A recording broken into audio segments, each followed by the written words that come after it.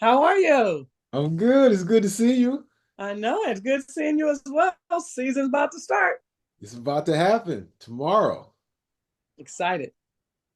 So we've decided to go on this journey together and start talking like we've been doing for umpteen years, getting on each other's nerves about the Lakers. I figure we should get Yep, on everybody else's nerves now. that's right. Sounds good. Let's do it. So I thought we'd start with a little background. Um, Starting with you don't mind your whole name, do you? Nope. So, ladies and gentlemen, Donna Wright is a friend of mine for now 46 or 7 years. Right. We met while we were taking physics and calculus together. In physics, we were in Mr. Just's class, Oh my goodness. and also in that class with us was Curtis Knight, a serious varsity basketball player who ended up shooting for UCLA whenever who was it at the time? Walt Hazard would let him in the game. Right. Um, Now he's coaching somewhere in Texas, high school basketball. And you played on the varsity squad. You played point guard, right? Yep. Yes. I'm famous for getting cut from the B squad. I don't remember that. Yes, I did. I went out for basketball and it didn't work out too good. Um, and which loses all my credibility right up front. And then the other class we were in together was calculus under, was it Mr. Morley? That name sounds familiar. I think it was Morley, and we had a modem in the class, a dial-up 300 baud modem, where we would write basic programs if we wanted to. It was optional, and send them to some mainframe somewhere, if I'm not mistaken. But that's where I learned my first computer programming language, which was BASIC. Wow. You have a great memory. Of stuff like that. You'll find out later I don't have very good memory. Well, when it comes to the Lakers, I got a good memory too. So you've been a season ticket holder for how long? 1998. I got seats the last year the Lakers were at the Forum.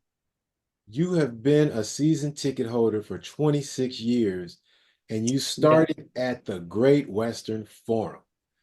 Ladies and Yes. gentlemen, give it up for a serious, committed Laker fan. Yes. Now, I got my season tickets after a 7 year wait. I don't remember what year it was, but it was the year that I think it might have been the second year that LeBron was here. Hmm. And I had been waiting for 7 years. Um,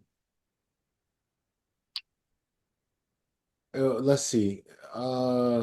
Yeah, I think I still had them during, I think I still had them during COVID,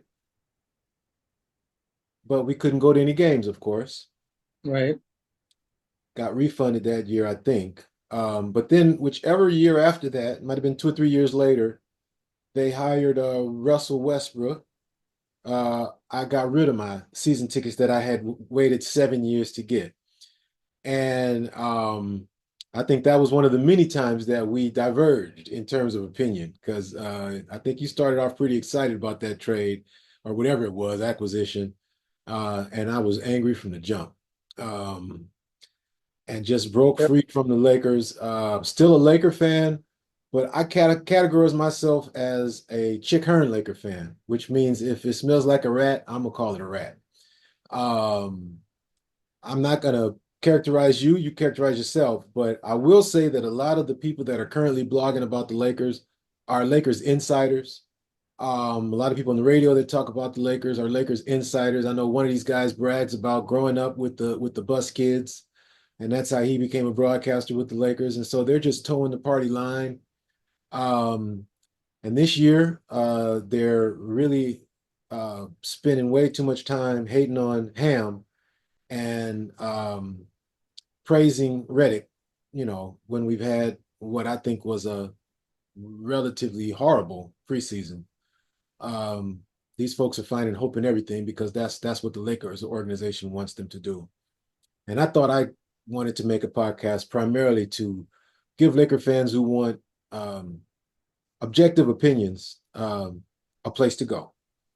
And they're going to get that from both you and I, although we tend to differ. So I think you were more excited about Russell than I was. I certainly know you were more excited about Ham than I was because I kept calling him Darwin Ham because I said that man is going to have to evolve rather quickly. Mhm. And you kept saying just give it time, let's be patient, as you always tell me. Yep. And I don't have any patience. I'm a Laker fan that is used to back to back to back championships.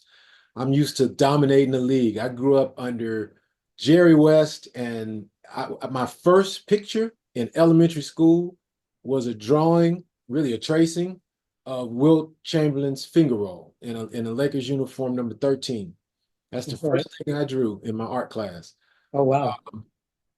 I sat in my living room looking at a black and white TV watching Jerry West hit a shot from 60 feet. Um, Before all this Steph Curry madness. And so I'm a true Laker fan.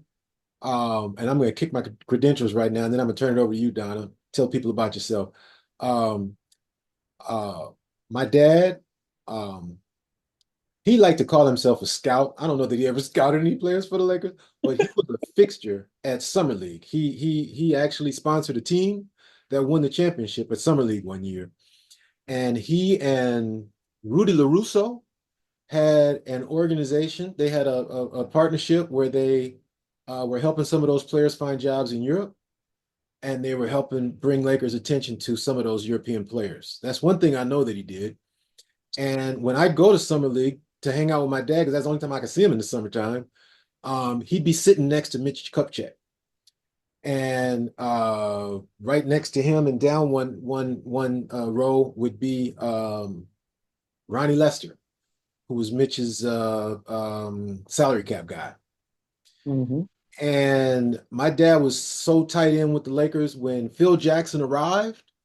Um, he didn't know how to get to the stadium from the parking lot. And so Mitch said, Gid, could you go grab uh, Phil Jackson? He's in the parking lot and he doesn't know how to get here. So my dad goes to get Phil Jackson, and they're walking through a little tunnel to get to the game. And Phil asked my dad, exactly what do you do? And my dad said, oh, they didn't tell you? I'm your new assistant coach.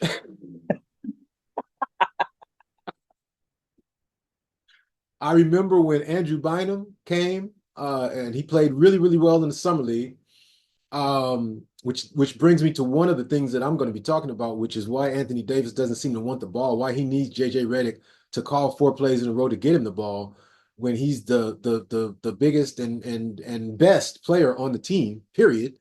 Regardless of other folks and at 40 years old, in terms of skill right now, AD is our best player. Um, he should be begging for the ball. He's not begging, he should be demanding the ball. Watching Andrew Bynum in Summer League, I know what a big man that wants the ball looks like. He kept saying, give it to me, give it to me, give it to me. And if he didn't have those knock knees that I noticed then, and I told my dad, what's up with his knees? He would have had a great career, I think, with the Lakers, but he was just injury prone. And he was also probably not as hard of a worker as he could have been. And yeah, he had some of that going on too. But I that me and my dad go all the way back to then in terms of summer league. Um, so they got rid when they got rid of Russell Westbrook, and I saw, we lost KCP for whatever reason. And then we keep looking at these Klutch players as potential additions. Everybody that we talk, oh, not everybody, but almost everybody we talk about is somebody affiliated with Klutch. I'm tired of Klutch's influence, and I'll say that in my intro. Um, I'm ready for the post-Bron era. And hearing um, Rich Paul say that Bronny is not going to accept uh, uh, Exhibit 10 contract or whatever, he wants a guaranteed deal and all this kind of stuff. It just made me angry. because Bronny hasn't done anything in his career. He's a good kid. I think he's a good basketball player, good, but he's done nothing to be demanding things from the Lakers. He should feel blessed to have been drafted at all, and the fact that he's got millions in his pocket right now, and we're scrambling trying to find who we can get rid of to make room for this guy Quincy. What's his last name? Quincy, the little guard that's blowing up out of the summer league. I think his name is Quincy. Olivari or something like Yeah, that. Oliveira, or something like that. That guy, the fact that we had to find room for him, just irritated me a little bit. But as a father, I respect LeBron, for looking out for his kid. And I hope it works out well for him. I really do. I'm not mad at the kid for sure. I don't want to add any more pressure that's already put on the kid. But as a Laker fan, I'm ready for Klutch to get gone. I am. Uh, so, um, so with that in mind, I have not renewed my season tickets, and I won't until not just Bron, but also AD is gone. I'm tired of AD fading away. I want him uh, driving to the hoop and dunking on people. That's what I'm used to in a Lakers center. I'm not used to a Lakers center that wants everybody to see what great point guard skills he has. And while he's had some great games, he looked good in the Olympics. He looked good in the preseason. He looked great in his last game in the preseason. But it was a whole bunch of jumpers. Um, and Laker bigs have maybe the game has changed. Great, fine, okay. But if we're going to invest in a big, after I've watched Shaq and after I've watched Kareem and after I've watched Wilt Chamberlain, and I watched on YouTube Milken. I know what a great Laker big that dominates the whole league looks like, and that's not AD. AD tends to get dominated by great centers like Embiid and, of course, the Joker. And my last criticism will be Bron. When's the last time he played defense? We're told that he's going to step it up in the playoffs. I guess that doesn't include when we play against Denver and Gordon gets like 8 backdoors. And if he's not going backdoor, he's hitting corner threes. I don't see that great. I see LeBron still running people down and getting blocks from behind, guards, getting those block shots on fast breaks and stuff like that. That's great. He can still run in a straight line really fast. But I'm talking about guarding somebody playing defense. The reason that people are so excited about Vandy is because he tends to cover some of LeBron's defensive shortcomings. And I'm ready for a superstar that doesn't have any shortcomings, like Kobe. And so that's my expectation, and that's my statement about the hater that I'm going to be on this podcast. And I want everybody to know it so that they can know what to expect. Your turn, Donna. Give it to him. Ah, oh, I'm Donna Wright. I've He's been a Laker always right. fan since I was a young kid. My dad and mom went to Kansas University at the same time as Wilt Chamberlain. Ooh. So when Wilt Chamberlain got traded to the Lakers, we got tickets to go to the game. So we went to the game every weekend game there was, whether it was Friday, Sunday, we were at the Laker games. How My much were sister they and I like? were young. Oh, they were still at the sports arena and had just moved to the Forum. I mean, we had tickets like 5 rows from the floor, center court, and I just thought that's the way life was. You go to Laker games on the weekend, that's just what we did. And those were some interesting years, although we were winner. We went to the finals several times and lost. So To it the was Celtics. heartbreaking as well. Even though the team was good, we'd get to the end and we'd lose until 72. We actually won. So that was my first experience of a championship. But I was just a Laker fan. Jerry West was my favorite player. Elgin Baylor was there too, but something about Jerry West was my favorite player. And I Me remember my next door neighbor he was an Oscar Robertson guy, and I was a Jerry West guy. And he always used to say, "Why would you do like Jerry West, that white guy? When there's Oscar Robertson over here that's better, I can't believe that you like this white guy." And it was not even about him being white. It was just he was a Laker, and I Yep. was a Laker fan. Hmm. So he was my favorite Laker.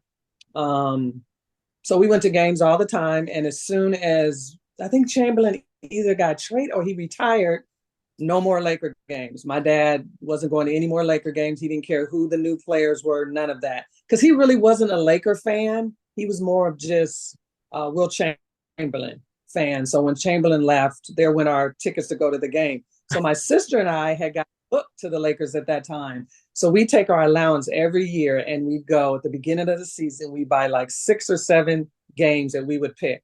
And we go to the Forum on our own and we would go to Laker games and we sit all the way up at the top.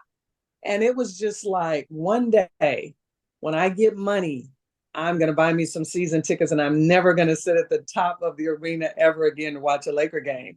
But it was the best time during the 80s when Magic came. Of course, he became my favorite player when he got here. And just to be in the building back in those days was like, that was the place to be. The LA Forum was the place to be. Laker games were the place to be. And we didn't care that we were sitting on the rooftop watching games, playoff games against the Celtics, all those things. And it's so we were just in it. And I said one day I was going to buy tickets. And finally, and I think it was 98, I got tickets, a friend of mine, and then my boss and her husband, who were big Boston Celtic fans, wanted to buy tickets. So we all went in together and bought Laker tickets. And I've had them ever since. I've changed partners over the years, but still have tickets. And I'm just a Laker fan through and through. I get disappointed, I get frustrated, but I also try to look inside of maybe some of their thinking and see why things happen. Now, I was a Russell Westbrook fan when they traded for him, but I wasn't happy with losing KCP and Kuz. It's just basically KCP was the one I didn't want to lose. Kuz, I like Kuz, but he was so inconsistent. And I felt like, okay, he's gotten his wear, let him go somewhere else. But KCP was the big one that I felt like we should have kept. And so I was not happy with the trade, but I thought it was going to work.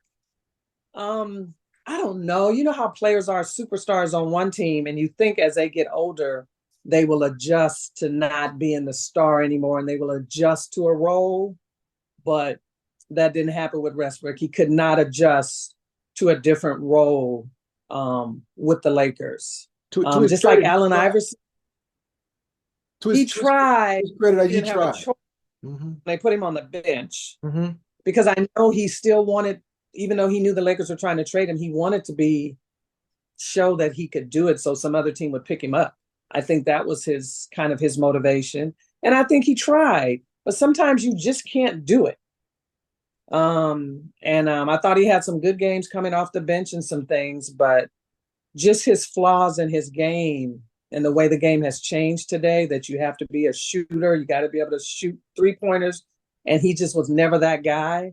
I think now I watch him play, he's hit 3 pointers a little bit more, but he could never adjust to the new game. And I think that hurt. We needed more out of him than I think he could deliver. But I ain't mad at him. I've always liked Russell Westbrook. I like him as a person. I've known him since college.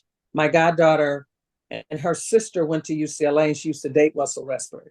So I met Wow. Russell way back when he was at UCLA.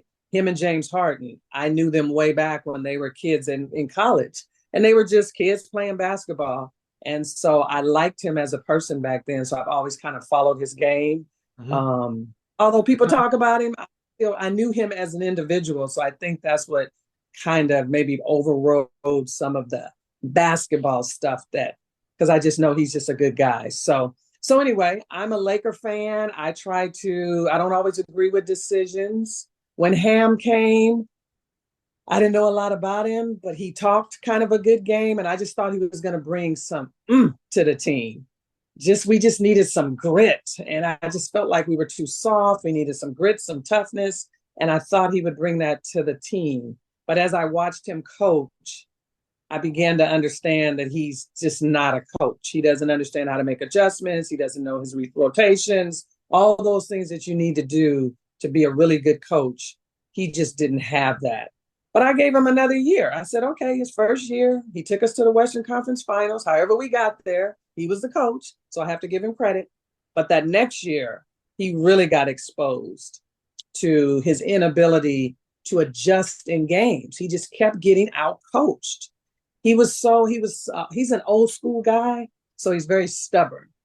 And he wouldn't try, like he wouldn't play Max Christie. He just wouldn't try different things. He would just set with what he wanted. He had favorite players on the team, like Torian Prince, that I felt like he played too much.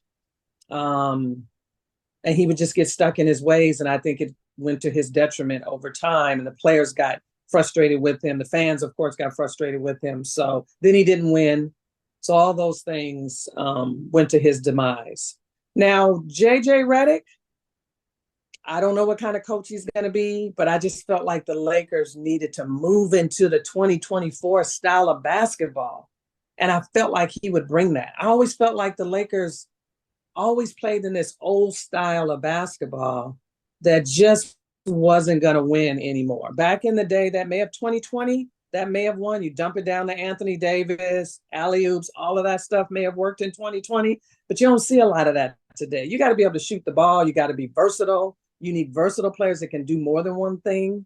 And so I just felt like JJ would bring that 2024 offensive setting screens, coming off of picks, movement, all those things, shooting, all of those things that I felt like the Lakers were just missing. And I feel like we have talent, but I just felt like the talent wasn't utilized in the right way. And then some people I think should be off the team.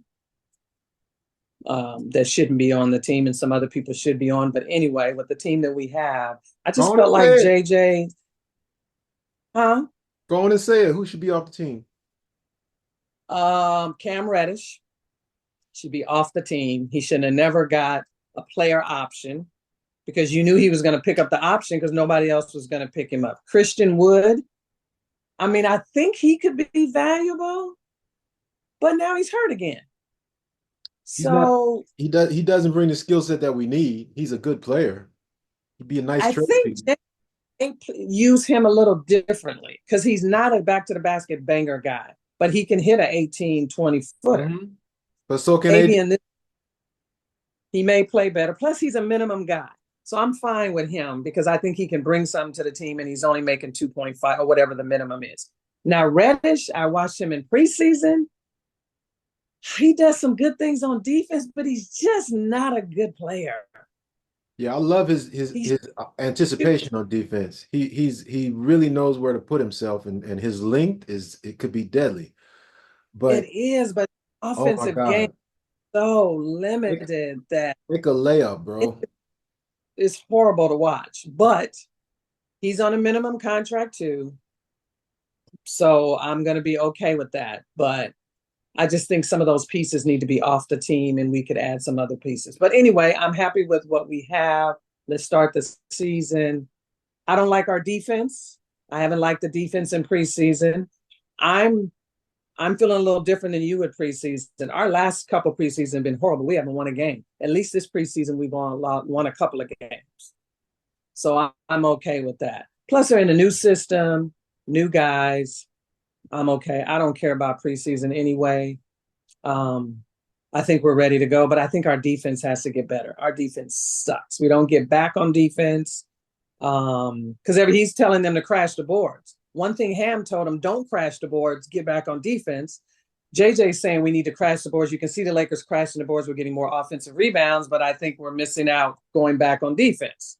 So the sum has to give because we've been getting killed in the preseason, not getting back. This is one So of the things the pundits say that I guess we're into our discussion now. The pundits talk about the Laker insiders talk about how stupid Ham was for de-emphasizing offensive rebounds. Offensive rebounds correlate with losing statistically.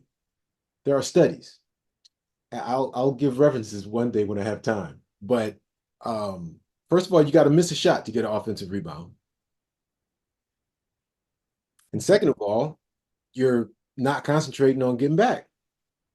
And so teams that focus on offensive rebounds, teams that do well in offensive rebounding tend to be losing teams. So for everybody to get all excited and say Ham was so stupid for not emphasizing offensive rebounds, I don't think those people understand basketball very well. It's not about offensive rebounds. well, It's about hitting shots. It's about hunting for great shots on offense and hitting them, and then get your butt back there and play setup defense. But we also under Ham weren't good on defensive rebounds. How many teams got offensive rebounds onto us when Ham was here? It was absolutely horrible. So he didn't emphasize rebounding at all. Forget offensive rebounding. He didn't emphasize defensive rebounding either. Because That's we one. used to get killed by Mhm. on the offensive boards. Um, The emphasis on so I defensive don't know rebounding is where. good. It's helping. Yeah, we need the rebounding. You know, Rui is more valuable with the rebounds. He's doing well Rui on rebounding. Rui frustrating. He's talented, but he's frustrating in his lackadaisical um, approach to the game. He needs some dog. He's smooth, he's nice offensively, but he's not that dog. He's I don't know. He frustrates me because I think he has so much talent that he could be so much better. But it looks like he's doing better on the rebounds. Mhm. But he's got to show me something unless he's got to go.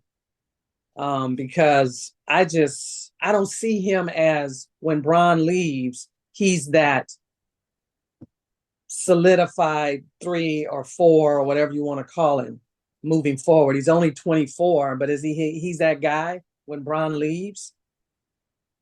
I don't see it. Yeah, I don't think he has He enough dog in him. he doesn't have that dog in him. And I don't know if it's his culture, he's a little bit more laid back kind of individual. But man, we need more from him on the dog side of it. Now, Vando's a dog, but he doesn't have as much offensive talent. Don't get me started on Vando. So Bando got bad feet, but I'm willing to take a chance on a player like him sometimes than a player like Rui. Because you got to pay Rui more money, but you don't get that dog out of him. At least you get the maximum effort and potential out of Vando. To me, that's what Rui, if that dog in him that Vando has, he could be just so dynamic because he has moves, shots. I mean, he's just tough. and a But great, man, great, great big body. big body, perfect body, beautiful shot, can get to the rim, can jump, athletic, young. Oh, you just want to say, oh, Rui, just get a motor in that back of yours. But maybe he's just not that guy. But with all the things you say about Vando, he has none of those things. He has no moves, no shot. He can jump. That's about it. He's Vando gonna had play, bad feet in high school, huh? he plays defense 1 through 4, To me, he one through plays four. defense like a guy trying to show the coach that he's playing hard. I don't see him as a No, he's a defensive player. that boy's a defender. And when he's out there playing, to me, it makes the rest of the team play tougher defense to me. We play better when he's out there because when you have a guy like that that's diving in the middle of lanes, willing to take on whatever, he does need to get a shot. Hopefully, he's created this at least a shot from the corner, 3-point shot from the corner. But I do like the way he cuts to the basket. He's gotten lots of layups by cutting to the basket. So I do like some of his offense. He does need to develop it. But I just think you need a guy like this on your team, a guy that doesn't need the ball, but is going to do all the dirty work and the little things that you need on a team. When you have a team of players that can score everything, you need that guy that's going to be willing to do whatever it takes. He covers up for Bron, he covers up for Rui, you know, and I just think you need that guy. He's young, he's athletic, he's long. They're only paying him like $6 or $7 million a year. I know he has bad feet, so hopefully his feet got fixed. But I just think you need a guy like that. Now, whether he starts or comes off the bench, I don't really care. He doesn't have to start for me. Can be in games at the end, but I just think you need a guy like him on your team You mentioned that doesn't low maintenance. mhm. You Yeah, you mentioned need. you mentioned Hmm? Vando and you mentioned like I think you said cuts to the basket and going back door and stuff like that. Um Hmm. that has come out of Rui in the first couple of preseason games. There was one play where we got 10 minutes left. Um AD had the ball on the left side near the baseline. and he was kind of waiting for something to do. And then here comes Yuri right to the front of the rim and boop, boop, just Yeah. quick 2 points. And I thought all day long we could do that. And I think he knows how to run the baseline. I think the offense didn't take advantage of that. And I think Right. that's one thing I think JJ does seem to have some insight into getting more offensively out the players. But Yeah. uh, defense, you got to convince a bunch of millionaires to really play really, really hard. And I've not seen a coach other than maybe Popovich who has the sway to influence how hard players play on defense. It's almost like the NBA is a big old union, and everybody has tacitly agreed we all get more money if we put the ball in the basket. So let's stop letting these coaches try to get us to shut each other down. Let's just relax a little bit on defense and see who's the best offensive player. And in that league, the Lakers have always thrived by being way better offensively. And that's what I want. Mhm. I want a great offensive team. And great offense eliminates the need for defense because first of all, you're getting the ball out the basket more. So you Right. don't have to get back on defense because there's not as many fast breaks. I want a high shooting percentage, and I don't care if it's twos or threes, whatever our team can do. But AD fading away to mid range under pressure is not my idea of a dominant big. When he makes them at a great click, it looks beautiful, but it's not sustainable for 82 games. And I'm getting tired of it. Well, I disagree with you when it comes to AD. Because first of all, I don't feel AD is a center. I think the Lakers have forced him into being a center. I've been saying this for 4 years, ever since we got rid of Dwight and JaVale McGee Hmm. and decided AD at the five. The Hmm. winning formula was putting a 7-footer next to him, letting him play the four. During the playoffs, in crunch time, end of games, playoffs, he was playing the five. Fine. That saved him because he is a power forward. He just happens to be 7 foot.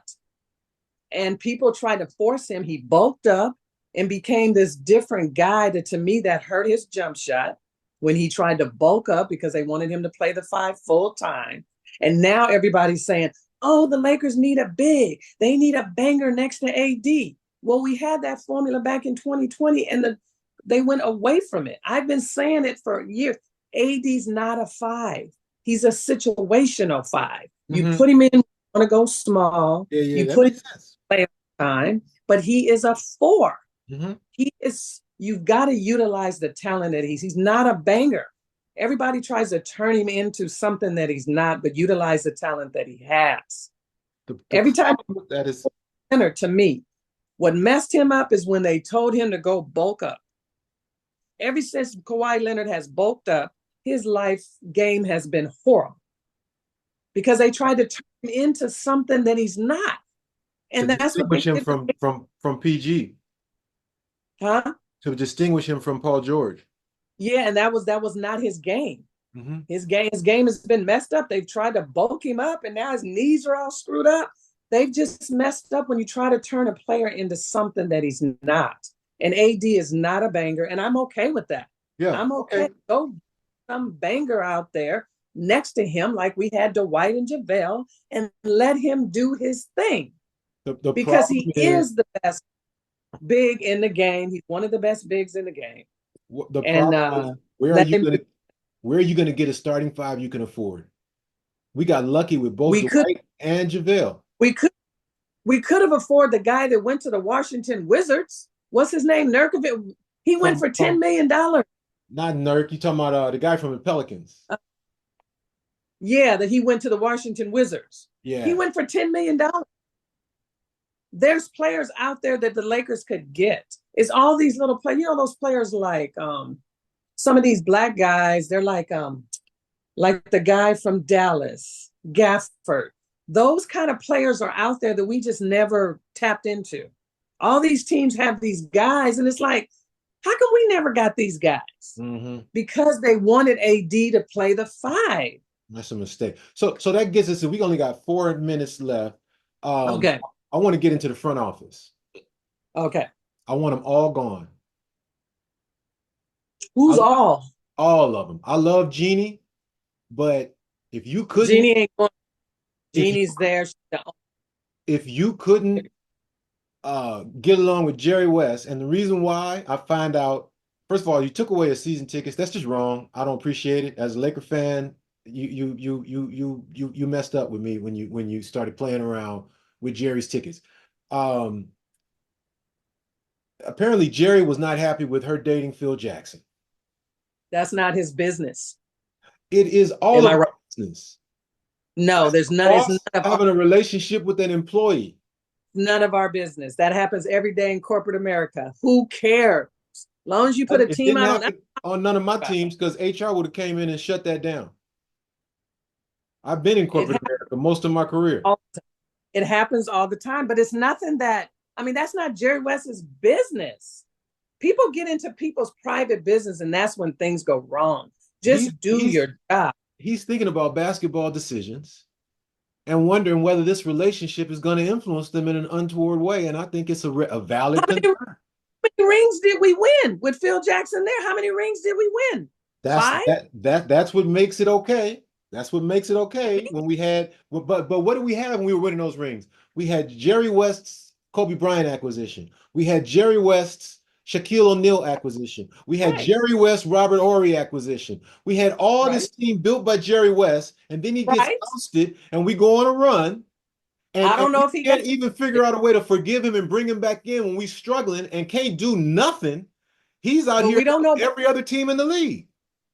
we don't know both sides of the story. You're assuming that this guy that's telling this story is telling from Jerry West's perspective. We don't know the whole story.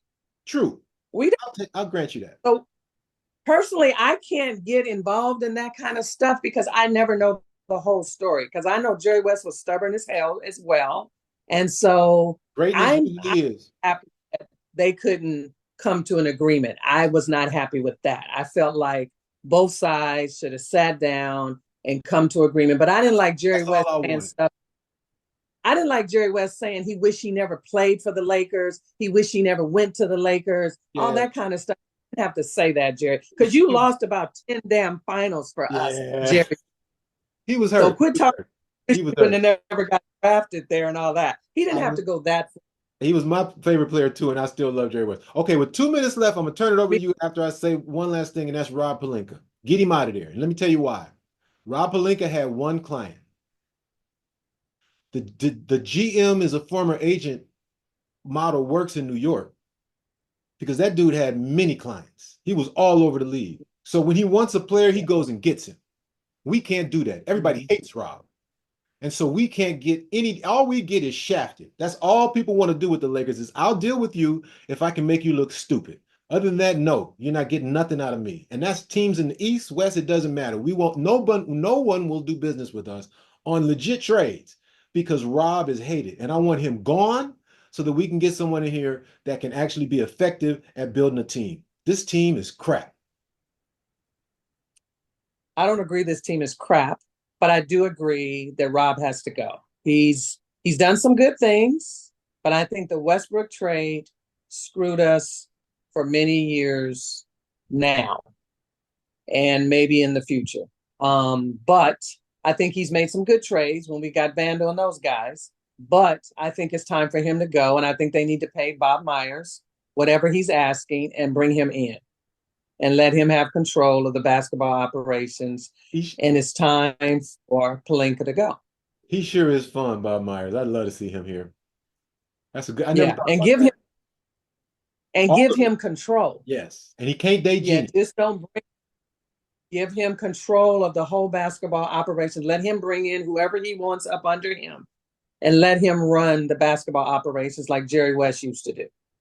All right, Laker fans, this is the first podcast from Greg and Donna Wright. She's always right. So, you know what that makes me. Let's have a great year, and you're going to see more from us after every game. Let's go, Lakers.